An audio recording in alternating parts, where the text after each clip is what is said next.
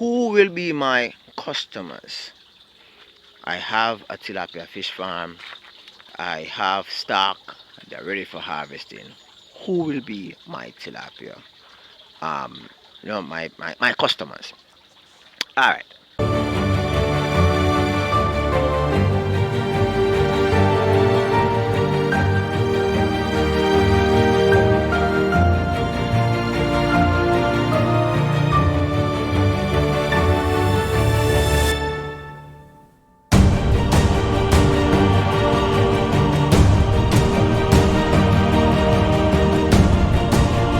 Hi everybody, welcome again to another episode of Fish Keeping Jamaica. Welcome to Tilapia Classroom.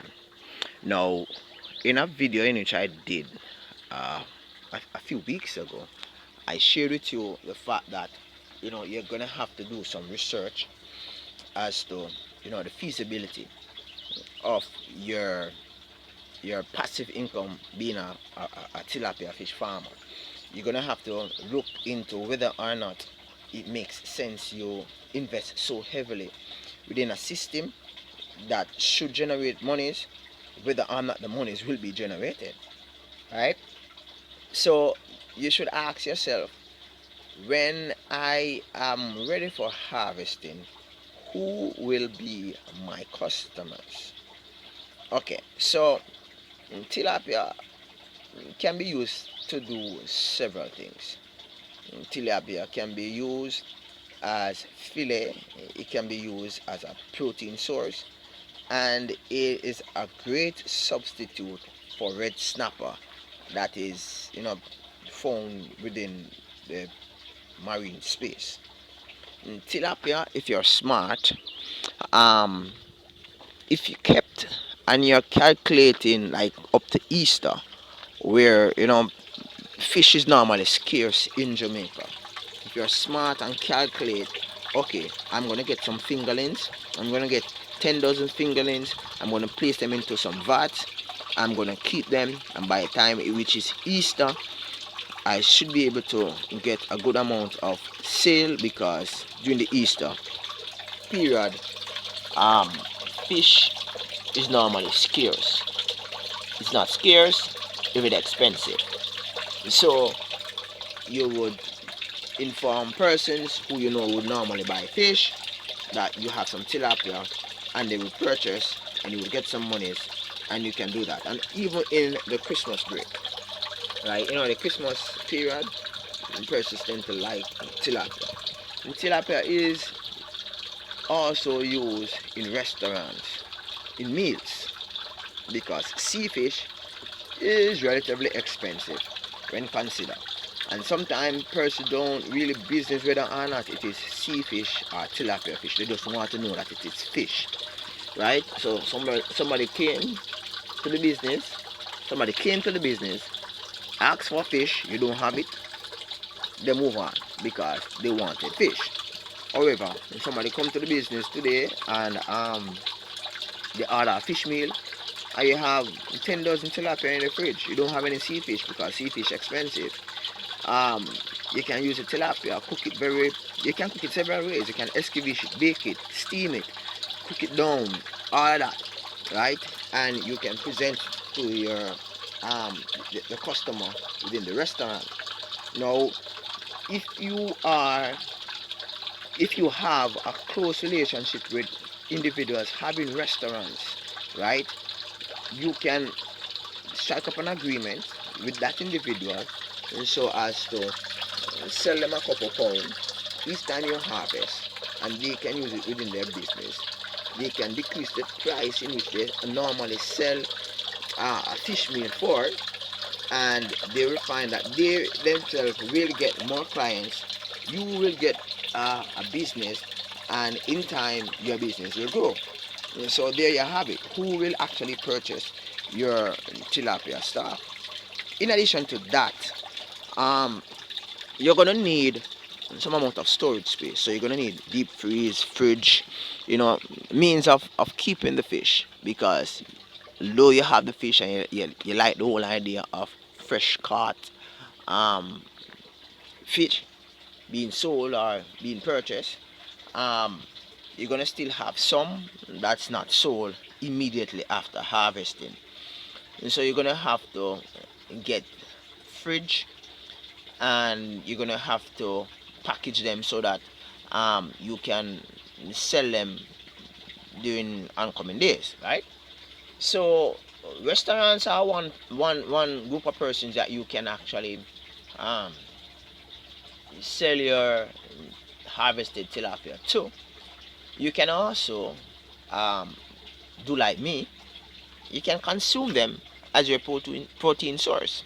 So I consume tilapia as a protein source with my family, right? And whenever they are ready for harvesting, I mean, like for an entire month, I'm able to eat tilapia on a regular basis. I mean, like 7-8 inches tilapia I'm able to eat, consume. And where in which the tilapia now have become broodstock and are actually offering me babies, right? I'm able to grow them out, and I'm not saying that you must do this now for broke my foot, but these are just business opportunity. I'm just one person, and I cannot supply the entire Jamaica. So if you add on to it, it's kudos to you, right? Just know what you're doing, and you okay. All right. So you would, yeah, at the top, the thing I'm gonna feed them. All right. So you would breed them, and you would sell the fingerlings for profit. That's if you use mixed stock. If you don't use mixed stock, if you use a stock from species that sell monosex, because I know that you're listening from all over the world, so you have different species that sell monosex tilapia, and you have persons who sell mixed stock tilapia. And I shared with you um, in a video before the dynamics, or should I say the reason why this is done. All right. So you want to know that you're able to supply a demand. So you're gonna do your research, and after you do your research, you want to know directly who you're actually gonna sell your harvested fish to, right? A few years ago, I made a proposal, a 100-page proposal to my school with regarding to you know, having an aquaponic system with tilapia and vegetables, right? Um, Within the space, and they could use the fish for food at the canteen, while using vegetable also for vegetable at the canteen. So therefore, it would be a symbiotic union between both, right? And both will complement each other, and it will be like a lesson within itself, because we also teach agricultural science. So I'm not sure how far that I've gone, because it's quite an extensive um proposal. And as I shared in one of my videos before, tilapia classroom, that a good amount of investment is needed to have a profitable system set up within any given space, right? So you're gonna have to see capitalization. Anyway, back to the topic: who you're gonna actually sell your tilapia stock to? You have restaurants, you have individuals out there, right? You have schools, right? You also have spaces that actually produces, uh, like for example, I will be a primary industry, because I deal with the stuff before it's processed, right?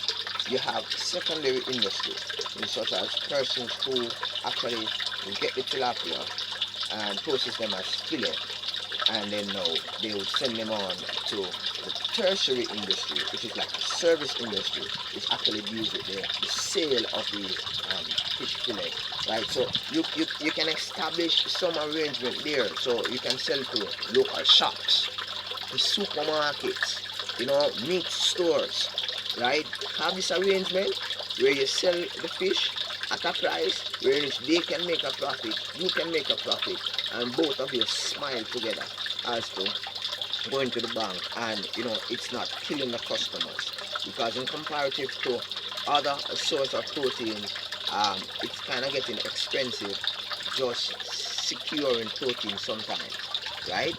I mean, if you have a 10-inch tilapia, you can cut that one in two, fry it for today, half for today dinner, half for tomorrow dinner, right? You can't do a chicken leg like that unless you're gonna add some little stuff to it and stretch it and all that, but that's a different story, right? So the issue is who you're gonna sell to. There are several opportunities for you to actually sell your tilapia to. But before you can do that, as I shared in a video before, you're gonna have to do some market research to ensure that the sustainability of this business is sustainable, right? Through good communication and relationship and cooperation with other individuals within in the field of provision of services such as restaurants, or whether it be tertiary or secondary. Um, Thank you for listening. Thank you for watching. Have a wonderful day, guys. I'm gonna be feeding my fish. It's minutes to after 7 in the morning. Peace out. Bye bye.